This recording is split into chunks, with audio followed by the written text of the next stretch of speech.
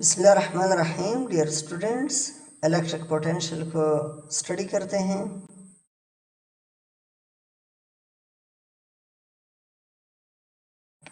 The electric potential at any point is equal to work done in bringing a unit positive charge from infinity to that point, keeping it in equilibrium। तो यहाँ से जो electric potential है वो work per unit charge के बराबर आ गया। इसका यूनिट अगर आप फाइंड करना चाहो तो ऊपर वर्क है, इसकी जगह पे मैं जूल लिख सकता हूँ, नीचे चार्ज है कूलम, तो जूल पर कूलम इसका यूनिट है जिसको हम वोल्ट बोलते हैं। ठीक है, 1 वोल्ट किस चीज़ के बराबर होगा? 1 volt is the potential difference between 2 points if 1 joule of work is done in moving 1 coulomb of charge from 1 point two another. जब आप एक चार्ज को एक पॉइंट से दूसरी जगह ले जाते हो और उस एक कूलम चार्ज पे आप 1 जूल वर्क कर लेते हो, तो इसका मतलब इन 2 पॉइंट्स के दरमियान जो पोटेंशियल डिफरेंस है वो 1 वोल्ट है। मगर आप लोग इलेक्ट्रिक पोटेंशियल को इस तरह डिफाइन करते हो और 2 पॉइंट्स के दरमियान जो पोटेंशियल होता है उनको हम पोटेंशियल डिफरेंस बोलते हैं।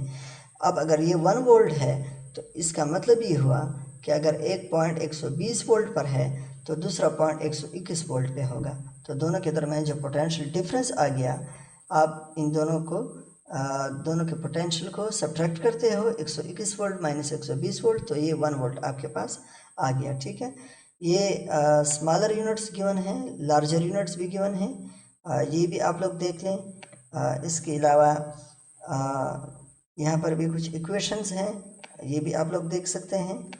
ठीक है, डेल यू ये एनर्जी है, जो वर्क या एनर्जी दोनों हम यूज़ कर सकते हैं। किस चीज़ के बराबर है? Q naught del V. Q naught ये पॉजिटिव टेस्ट चार्ज है और डेल वी पोटेंशियल डिफरेंस है, ये पोटेंशियल एनर्जी है। और वर्क भी हम इसको कहते हैं क्योंकि work is also a form of energy.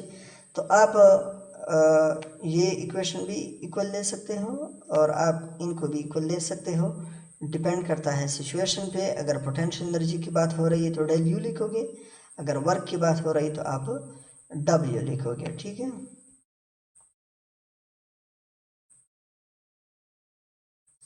इसके बाद electric potential energy and potential due to a point charge.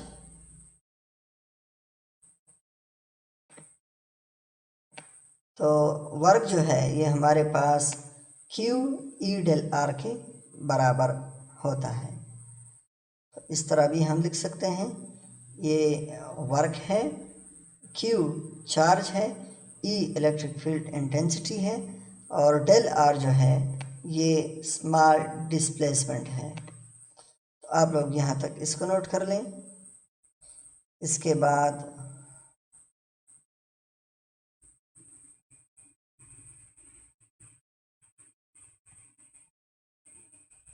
ये भी आप लोग नोट कर लें।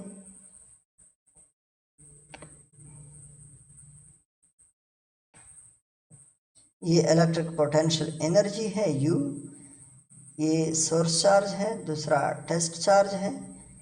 ठीक है, और ये की वैल्यू है 1/4πε0 और ये R है। ठीक है, तो 2 चार्जेस हैं, एक है कैपिटल Q, दूसरा है स्मॉल q। इन दोनों के दरमियान डिस्टेंस R है और मीडियम जो है वो स्पेस है, तो हमने K को 1/4πε0 की सूरत में लिखा है। डियर स्टूडेंट, ये इलेक्ट्रिक पोटेंशियल एनर्जी का इक्वेशन है। हम अगर इलेक्ट्रिक पोटेंशियल की बात करें तो उसका इक्वेशन हमने इस तरह लिखा था, वर्क पर यूनिट चार्ज। ठीक है, तो वर्क की जगह पे आप U भी लिख सकते हैं क्योंकि U इलेक्ट्रिक पोटेंशियल एनर्जी है, वर्क भी एनर्जी है। तो वर्क की जगह पे अगर आप U लिख लेते हो और U का ये जो फार्मूला है ये आप पुट कर लेते हो, नीचे Q है तो ये नीचे वाला Q और ये ऊपर वाला Q कैंसिल हो जाएगा, तो आपके पास वोल्टेज का एक दूसरा फार्मूला आ जाएगा KQ/R।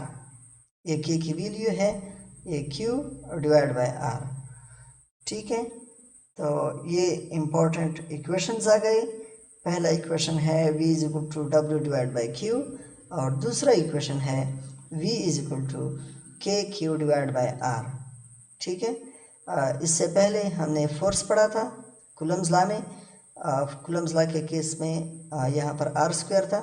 फिर हमने E पढ़ा, इलेक्ट्रिक फील्ड इंटेंसिटी, उस केस में भी यहाँ पर R स्क्वायर था। लेकिन वोल्टेज के केस में R स्क्वायर नहीं है, सिंपल R है। तो ये बहुत इम्पोर्टेंट पॉइंट है कि F और R का ताल्लुक स्क्वायर का है, इन्वर्स है। E और R का ताल्लुक भी स्क्वायर का है और इन्वर्स है। लेकिन V और R का जो ताल्लुक है वो इन्वर्स है, लेकिन स्क्वायर उसमें नहीं है।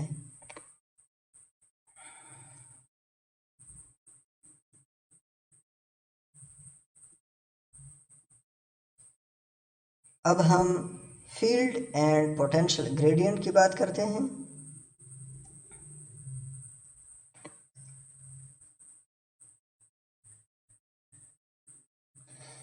An equipotential line connects points in space where the potential of electric field is same. Equipotential line क्या होता है? इक्वी सेम को कहते हैं, पोटेंशियल पोटेंशियल होता है। ठीक है, लाइन। तो इक्विपोटेंशियल लाइन वो लाइंस होते हैं स्पेस के अंदर, ये वो लाइंस होते हैं जो सेम पोटेंशियल वाले पॉइंट्स को यकजा करते हैं। ठीक है, तो ये आप लोग एक सर्कल देख सकते हो। इस सर्कल के ऊपर जितनी भी पॉइंट्स हैं इन सब का इलेक्ट्रिक पोटेंशियल सेम होगा। इस तरह ये दूसरा सर्कल आप देख रहे हो, इसके ऊपर भी कई पॉइंट्स आप ड्रा कर सकते हो। इन सब पॉइंट्स का जो पोटेंशियल है वो सेम होगा। तो इस लाइन को आप इक्विपोटेंशियल लाइन कह सकते हो। ठीक है,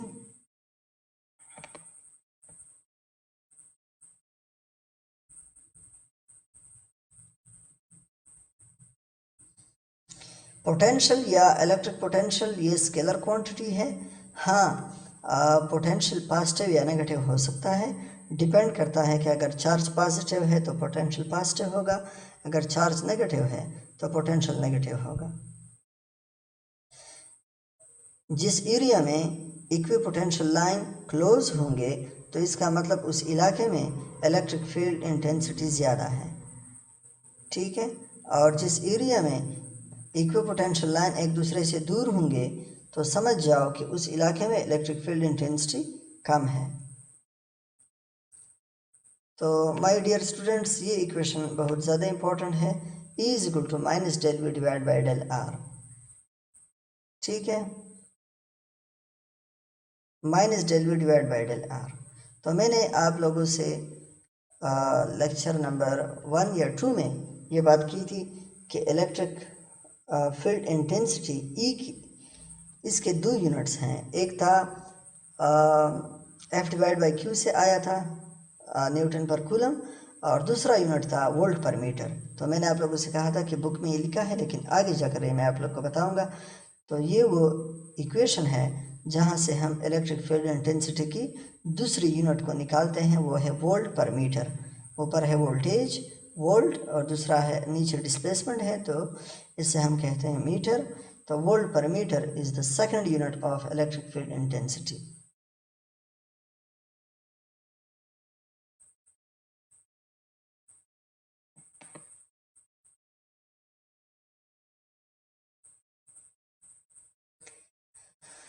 तो इस इक्वेशन को अगर हम थ्योरेटिकली रीड करें, the strength of field is equal to potential gradient, इसे कहते हैं potential gradient. Del V divide by del R, इसे कहते हैं पोटेंशियल ग्रेडियंट। ठीक है, इस इक्वेशन को हम बोलते हैं पोटेंशियल ग्रेडियंट। तो पोटेंशियल ग्रेडियंट किस चीज़ के बराबर है? इलेक्ट्रिक फील्ड इंटेंसिटी के बराबर है, या इलेक्ट्रिक फील्ड स्ट्रेंथ के बराबर है, या स्ट्रेंथ ऑफ फील्ड के बराबर है। ठीक है, तो ये इक्वेशन बहुत ज़्यादा इंपॉर्टेंट है, आप लोग इसको अच्छी तरह देख लें। यहाँ पर इन्होंने डिफाइन किया है the rate of change of potential with respect to displacement. Displacement के साथ पोटेंशियल में जो चेंज आता है उसको हम पोटेंशियल ग्रेडियंट लिखते हैं। और ये नेगेटिव साइन क्यों है इसको भी आप लोग देख लें। और the relation between field strength and potential gradient is analogue to gravitational field.